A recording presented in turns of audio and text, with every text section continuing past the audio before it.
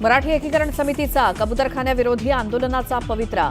पोलिसांकडून अद्याप आंदोलनाला परवानगी नाही.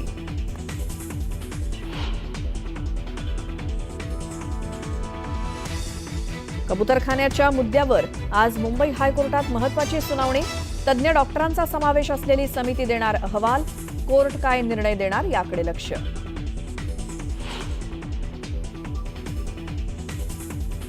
हायकोर्टाच्या आदेशाची कबूतरप्रेमींकडून पायमल्ली.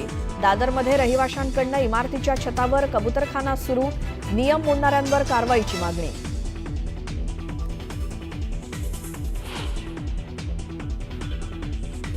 मुख्यमंत्री देवेंद्र फडणवीसांच्या उपस्थितीत सह्याद्रीवर बैठकांचा धडाका.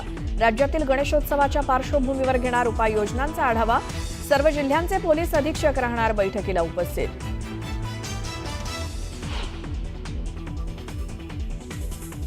लोकसभेमध्ये सुद्धा त्यांनी आपली इथली जागा कुठली उत्तर पश्चिम अमोलची ही चोरलीच. उद्धव ठाकरेंचा पुन्हा एकदा एकनाथ शिंदेंवर हल्लाबोल. अमोल कीर्तीकरांची मुंबई उत्तर पश्चिमची जागा चोरल्याची टीका.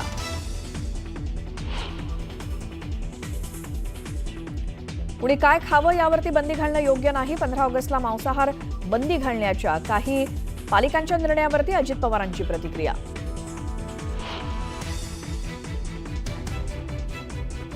पाच वर्षांनंतर भारत आणि चीन दरम्यान सुरू होऊ शकते थेट विमान सेवा. पंतप्रधान मोदींच्या चीन दौऱ्यापूर्वी दोन्ही देशांमधील चर्चा अंतिम टप्प्यात.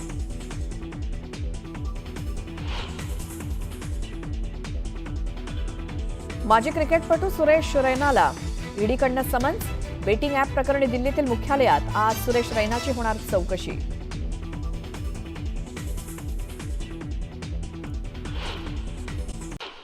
तुळजाभवानी मंदिराबाहेर जितेंद्र आव्हाड यांचे कार्यकर्ते आणि भाजपचे कार्यकर्ते आमनेसामने आले. भाजप कार्यकर्त्यांनी जितेंद्र आव्हाड यांच्या विरोधात तीव्र घोषणाबाजी केली. भाजप कार्यकर्त्यांनी जितेंद्र आव्हाड यांची कार अडवली. जितेंद्र आव्हाडांनी तुळजापूर मंदिर विकास आराखड्याबाबत आढावा घेतला. आव्हाड यांनी गाभारा दुरुस्तीच्या कामाला विरोध करत या कामाची पाहणी केली. शासकीय विश्रामगृहात भोपे पुजारी आणि पुजारी मंडळाशी चर्चा केली. कोणत्याही परिस्थितीमध्ये तुळजाभवानी मंदिराच्या गाभाऱ्याला हात लावू देणार नाही अशी आक्रमक भूमिका जितेंद्र आव्हाड यांनी घेतली आहे. ज्या पायऱ्यांवरून छत्रपती शिवाजी महाराज गेले त्या पायऱ्या आणि देवीच्या गाभाऱ्याला हात लावू देणार नाही असा इशारा जितेंद्र आव्हाड यांनी दिलाय. तुळजाभवानी मंदिरासमोरील गोंधळानंतर भारतीय जनता पक्षाच्या कार्यकर्त्यांनी तुळजापूर पोलीस स्टेशनमध्ये जितेंद्र आव्हाड यांच्या विरोधात तक्रार दाखल केली. आव्हाड यांच्या विरोधात तक्रार दाखल करण्यासाठी मोठ्या संख्येनं कार्यकर्ते पोलीस स्टेशन बाहेर एकत्र जमले होते. केंद्र सरकारकडून कॅबिनेट बैठकीत आज 3 महत्त्वाचे निर्णय घेण्यात आलेले आहेत. 4 नवीन सेमीकंडक्टर प्रोजेक्टला केंद्रीय मंत्रिमंडळानं मान्यता दिली आहे. लखनौ मेट्रोचा फेज 1B चारबाग ते वसंतकुंज मार्गासाठी मंजुरी देण्यात आलेली आहे. तर अरुणाचल प्रदेशातील 700 मेगावॅट क्षमतेचा जलविद्युत प्रकल्प देखील मंजूर करण्यात आला आहे. महाराष्ट्र रोजगार हमी योजना समितीनं आज खरं तर दुसऱ्या दिवशी यवतमाळ जिल्ह्याच्या राळेगाव, कळंब आणि बाभुळगाव या तालुक्यांचा दौरा केला. कळंब तालुक्यातील रोजगार हमी योजनेच्या कामात अनियमितता आढळून आल्यानं समिती प्रमुख सुनील शेळके भडकले. गटविकास अधिकारी आणि ग्रामसेवकांना त्यांनी चांगलंच धारेवर धरलं. गेल्या 10 महिन्यांपासून राज्यातील कुठल्याच आमदारांना निधी नसल्याचं वक्तव्य आमदार संजय गायकवाड यांनी केलंय. दरम्यान पुढे निधी मिळणार असल्याचंही ते म्हटलं. नवी मुंबईच्या विकासात मोलाचा वाटा असणाऱ्या 40 ते 50 वर्ष जुन्या मराठी सामाजिक संस्था संपवण्याचा घाट नवी मुंबई महापालिकेनं घातला होता. याबाबतची बातमी न्यूज 18 लोकमतनं दाखवल्यानंतर वनमंत्री गणेश नाईक यांनी या सामाजिक संस्थांना पाठिंबा देत विनानिविदा कायमस्वरूपी जागा देण्याचे निर्देश महापालिकेला दिले. मालाड पश्चिमेतील भुजाळे तलावाच्या गेटवर लावण्यात येणाऱ्या नावाच्या फलकावरून राजकारण तापलंय. भुजाळे तलावाच्या सुशोभीकरणाचं काम शिवसेना उबाठाचे आमदार मिलिंद नार्वेकर यांच्या निधीतून पूर्ण झालं. मात्र काँग्रेस आमदार अस्लम शेख यांच्या नावाचा फलक गेटवर लावल्यामुळे शिवसैनिक आक्रमक झाले. दहिसर टोलनाक्याच्या सिग्नलवर वाहतूक पोलिसांची दादागिरी पाहायला मिळाली. व्हॅन चालकाला मारहाण करणाऱ्या वाहतूक पोलिसावर गुन्हा दाखल करण्याची मागणी करत मनसेनं वाहतूक शाखेत ठिय्या आंदोलन केलं. पुणे जिल्ह्यातील पाईट पापळवाडी या परिसरात चांदूस घाटातून जाणारी एसटी बस अचानक मागे सरकली. यावेळी अपघात होता टळला. चालकानं प्रसंगावधान राखून सर्व प्रवाशांना सुखरूप बाहेर काढलं. भीषण अपघाताचं दृश्य डोळ्यासमोर उभं राहिल्यानं प्रवाशांच्या काळजाचा ठोका चुकला. नागपूर जिल्ह्यामध्ये 13 ते 15 ऑगस्ट दरम्यान अतिवृष्टीचा इशारा देण्यात आलेला आहे. 13 ते 15 ऑगस्ट दरम्यान नागपूर जिल्ह्याला येलो अलर्ट जारी करण्यात आला असून नागपूरच्या काही भागात अतिवृष्टी तर वीज पडण्याचा धोका वर्तवण्यात आलाय आणि त्यामुळे नागपूर प्रशासनाकडून नागरिकांना सतर्कतेचं आवाहन करण्यात आलंय. धुळे जिल्ह्यामध्ये कांद्याला 600 ते 1100 रुपये दर मिळतोय आणि त्यामुळे शेतकऱ्यांनी चिंता व्यक्त केली आहे. सातत्यानं दर घसरत असल्यानं कांदा उत्पादक शेतकरी संकटात सापडलाय. दरम्यान 1500 रुपये दर देण्याची मागणी शेतकऱ्यांनी केली आहे. जळगावच्या धरणगाव तालुक्यात राष्ट्रवादीच्या कार्यकर्त्यांनी गिरणा धरणातून पाणी सोडण्याची मागणी केली. यावेळी जिल्हाधिकाऱ्यांना निवेदन देत ही मागणी करण्यात आली. सौंदत्तीच्या यल्लम्मा मंदिरात पावसामुळे भिजलेल्या नोटा उन्हात सुकवल्या. दानपेटीतील नोटा भिजल्यानं या नोटा उन्हात सुकवत ठेवण्यात आल्या आणि त्यामुळे कर्मचाऱ्यांची एकच धांदल उडाली. धुळ्यामध्ये धर्मांतरणाचा बनाव करून दुसरं लग्न करणाऱ्या पोलीस कर्मचाऱ्याला पोलीस दलातून बडतर्फ करण्यात आलेला आहे. धुळे जिल्ह्यात खोटं धर्मांतरण केल्याच्या आरोपात बडतर्फ केल्याची ही पहिलीच कारवाई आहे. इंदापूरमध्ये कर्कश आवाज करणाऱ्या बुलेटधारकांवर कारवाई करण्यात येणार आहे. कर्कश आवाज आणि नियमांचं उल्लंघन करणाऱ्यांवर कारवाई करण्याचा इशारा पोलिसांनी दिलाय. आता एक मोठी बातमी. आदित्य ठाकरेंनी पुन्हा एकदा मनसे आणि उद्धव ठाकरेंच्या शिवसेनेच्या युतीबाबत संकेत दिलेले आहेत. महाराष्ट्राच्या मनात जे आहे ते नक्की होईल असं सूचक विधान केल्यामुळे पुन्हा मनसे आणि ठाकरेंच्या शिवसेनेच्या युतीच्या चर्चा सुरू झालेल्या आहेत. ते मुंबईमध्ये बोलत होते. यावेळी ठाकरे बंधूंच्या युतीवर महाविकास आघाडीतील नेतेही सकारात्मक असल्यासंदर्भात पत्रकारांनी आदित्य ठाकरेंना विचारलं. यावर आदित्य ठाकरे यांनी काय उत्तर दिलंय ऐकूया.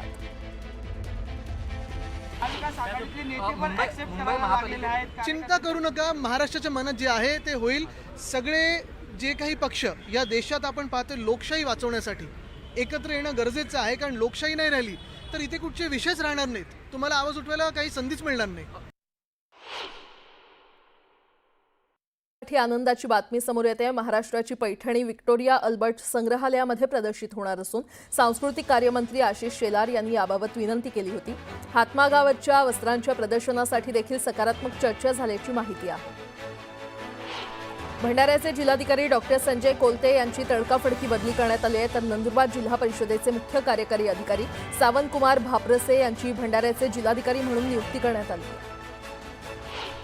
शरणू हांडे अपहरण प्रकरणातील 7 आरोपींना 14 दिवसांची न्यायालयीन कोठडी सुनावण्यात आली आणि या 7ही आरोपींची पोलीस कोठडीमधून न्यायालयीन कोठडीमध्ये रवानगी करण्यात आली. मराठी एकीकरण समितीच्या वतीनं होणाऱ्या कबूतरखान्याविरोधातील आंदोलनात मनसे सहभागी होणार नाही. समितीच्या वतीनं कुणीही मनसेला संपर्क केला नाही. त्यामुळे तुर्तास आंदोलनामध्ये सहभागी होण्याबाबत कोणताही निर्णय झाला नाही अशी माहिती मनसे नेते बाळा नांदगावकर यांनी दिली. मुंबईमध्ये सर्वोच्च न्यायालयाच्या निर्देशानंतरही कबुतरांच्या बाबतीत सुरू असलेलं भूतदयेचं राजकारण लोकांच्या जीवाशी कसं येऊ शकतं याबाबत भाष्य केलंय पक्षीप्रेमी डॉक्टर कल्याण गंगवाल यांनी. मानवी वस्तीबाहेर कबुतरखाने शिफ्ट करा असं डॉक्टर गंगवाल म्हटलंय. चंद्रपूरच्या प्राचीन मुरलीधर शिवालय मंदिराजवळ उभारण्यात येणाऱ्या अम्मा चौक स्मारकाला पुरातत्व खात्यानं आक्षेप घेतला. याबाबत महापालिका आयुक्त विपिन पालिवाल यांना नोटीस बजावण्यात आली आहे. 7 दिवसांच्या आत बांधकाम आणि सौंदर्यीकरण हटवण्याचे निर्देश देण्यात आले.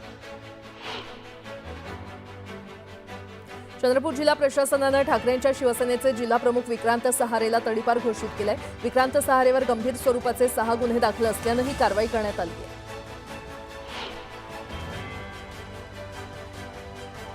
अकोल्यामध्ये असंघटित कामगार संघटनेकडून जिल्हाधिकारी कार्यालयासमोर धरणे आंदोलन करण्यात आलं. इमारत आणि इतर बांधकाम कामगारांना मिळणाऱ्या योजना टप्प्याटप्प्यानं बंद होत असल्याचा आरोप करत हे आंदोलन करण्यात आलं. घरकुल समितीनं कराड पंचायत समितीवर मोर्चा काढला. घरकुलचे रखडलेले हप्ते देण्याची मागणी करण्यात आली आहे. तातडीनं मागणी पूर्ण करण्याची मागणी करण्यात आली आहे. लातूरच्या अहमदपूरमध्ये गाढवांना सोबत घेऊन मोर्चा काढण्यात आला. तालुक्यातील विविध समस्या तातडीनं सोडवण्याची मागणी यावेळी करण्यात आली. दारू पिण्यावरून झालेल्या वादातून मुलानंच वडिलांची हत्या केली. समाधान कोळी असं आरोपीचं नाव असून त्यानं वडिलांच्या पोटावर विळ्यानं गंभीर वार करत हत्या केली. या प्रकरणी धरणगाव पोलीस ठाण्यात गुन्हा दाखल करण्यात आला. जालना तालुक्यातील वंजार उमरद येथील एका तरुणीचा रात्री 2 वाजता मृत्यू झाल्याचा दावा करत कुटुंबियांनी सकाळी 4 वाजता अंत्यविधी उरकून घेतला आणि त्यानंतर पोलिसांना संशय आल्यानं पोलिसांनी तरुणीच्या वडिलांसह 2 भावांना चौकशीसाठी ताब्यात घेतले. मुंबईच्या कांजूरमार्ग विभागात एका 3 वर्षीय मुलाच्या अंगावरून कार गेल्यानं हा मुलगा गंभीर जखमी झालाय. ओम कनोजिया असं या मुलाचं नाव असून सायनच्या टिळक रुग्णालयातील अतिदक्षता विभागात त्याच्यावर उपचार सुरू आहेत. पुण्याच्या खेड तालुक्यातील कुंडेश्वरच्या दर्शनाला निघालेल्या महिलांच्या वाहनाचा अपघात झाला. या वाहनात 40 महिला होत्या. यापैकी 10 महिलांचा मृत्यू झाला असून 25 महिला, भाविक आणि 2 लहान मुलांची प्रकृती गंभीर आहे. नागपूरमध्ये गांजा विक्री करणाऱ्यांवर पोलिसांनी कारवाई केली आहे. यावेळी पोलिसांनी दोघांना ताब्यात घेतलेलं आहे. त्यांच्याकडून संपूर्ण मुद्देमाल पोलिसांनी जप्त केलाय. मुंबईमध्ये मंडपासाठी खड्डे खोदल्यास गणेश मंडळांना 15,000 दंड लावण्यात येणार आहे. तर हा दंड गणेश मंडळ भरणार नाहीत. हा रस्ता पूर्ण न करू शकणाऱ्या आणि खड्डे न बुजवणाऱ्या सरकारलाच दंड लावण्याची वेळ आलेली आहे, अशी टीका उद्धव ठाकरे यांनी केली आहे. शिवसेनेचे आमदार संजय गायकवाड यांनी शरद पवार यांना टार्गेट केलंय. शरद पवारांची बरोबरी कुणीच करू शकत नाही. लोकप्रतिनिधी फोडण्यात शरद पवारांचा हातखंडा आहे, असा टोला देखील त्यांनी लगावलाय. वाद लपवून फडणवीस आपले स्वार्थ साधतात, अशी टीका जरांगे यांनी केली आहे. उत्तराला प्रत्युत्तर मिळणारच. मुंबईमध्ये ऐतिहासिक विजय होणार, असा ठाम निर्धार त्यांनी केला. मतदार याद्यांमध्ये नावं समाविष्ट करण्याचा किंवा वगळण्याचा अधिकार निवडणूक आयोगाकडेच असतो. आधार कार्ड किंवा मतदार ओळखपत्र हे नागरिकत्व सिद्ध करण्यास अंतिम पुरावा मान्य होऊ शकत नाही, असं निरीक्षण सर्वोच्च न्यायालयानं सुनावलंय. अमरावती महानगरपालिकेतर्फे हर घर तिरंगा भव्य तिरंगा रॅलीचं आयोजन करण्यात आलं होतं. नेहरू मैदान ते पोलीस आयुक्त कार्यालयापर्यंत ही रॅली काढण्यात आली. या रॅलीमध्ये एनसीसी, एनएसएस आणि स्काउट गाईडचे विद्यार्थी, पोलीस, होमगार्ड आणि सर्व शासकीय कार्यालयातील कर्मचाऱ्यांनी सहभाग घेतला होता. बहुप्रतीक्षित नागपूर पुणे वंदे भारत एक्सप्रेसला अपेक्षेप्रमाणे सुरुवातीपासूनच चांगला प्रतिसाद मिळू लागलेला आहे. या गाडीच्या शुभारंभाच्या नंतर येणाऱ्या पहिल्या रविवारी चक्क प्रवाशांना वेटिंग लिस्ट पाहायला मिळाली. 8 कोचच्या या गाडीमध्ये 400 सीट आहेत आणि त्यातील 300 सीट पहिल्या दिवशीच बुक झाल्या होत्या. सोलापूर पुणे मुंबई विमानसेवेसाठी उडान योजनेच्या धर्तीवर एका वर्षासाठी प्रति आसन व्यावहारिक तूट निधी उपलब्ध करून देण्यास राज्य मंत्रिमंडळानं मान्यता दिली आहे. आणि या निधीमुळे सोलापूरकरांना कमी दरात मुंबई तसंच पुण्यासाठी विमानातून प्रवास करता येणार असून दर कमी होण्यास मदत होणार आहे. एसटी महामंडळाला 8 ते 11 ऑगस्ट या 4 दिवसांमध्ये प्रवासी तिकिटांच्या माध्यमातून 137.37 कोटी रुपयांचं उत्पन्न प्राप्त झालंय. यंदा रक्षाबंधन आणि त्याला जोडून आलेल्या सुट्ट्यांमुळे प्रवासासाठी प्रवाशांनी एसटीला पसंती दिली. मध्य आणि पश्चिम रेल्वे कॉरिडॉरवरील 39 उपनगरीय रेल्वे स्थानकं आणि 34 मेट्रो स्थानकांच्या MMI योजनेसाठी नियोजन सुरू आहे. तर यासाठी विशेष समिती स्थापन झाली असून उपनगरीय आणि मेट्रो स्थानकातील कनेक्टिव्हिटी सुधारण्यासाठी सर्वेक्षण केलं जाणार आहे. 2024-25 मध्ये बनावट आणि भेसळयुक्त दुधाशी संबंधित 8,815 प्रकरणांमध्ये 36.72 कोटी रुपयांचा दंड ठोठावण्यात आलाय, जो मागील आर्थिक वर्षाच्या तुलनेमध्ये अधिक आहे. वसई तालुक्यातील नायगाव येथे थरकाप उडवून देणारी धक्कादायक घटना मीरा भाईंदर वसई विरार आयुक्तालयामध्ये घडलेली आहे. पोलिसांनी एका सेक्स रॅकेटचा पर्दाफाश केला असून यामध्ये आतापर्यंत 12 आरोपींना अटक करण्यात आलेली आहे. त्यात काही महिलांचा सुद्धा समावेश आहे. वाशिमच्या किनी राजा आरोग्य उपकेंद्रामध्ये आरोग्य कर्मचाऱ्यांवर हल्ला करण्यात आलाय. आरोग्य केंद्रामध्ये प्रधानमंत्री सुरक्षित मातृत्व अभियानांतर्गत शिबिर सुरू होतं. या शिबिरादरम्यान उपचारासाठी आलेल्या रुग्णांसमोर स्थानिक गोर संघटनेचे अध्यक्ष चंदन ब्रह्मानंद राठोड यानं प्रयोगशाळा वैज्ञानिक अधिकारी आणि 2 आरोग्य सेविकांना शिवीगाळ करत मारहाण केली. पोलिसांनी या आरोपी विरोधात गुन्हा दाखल केलाय.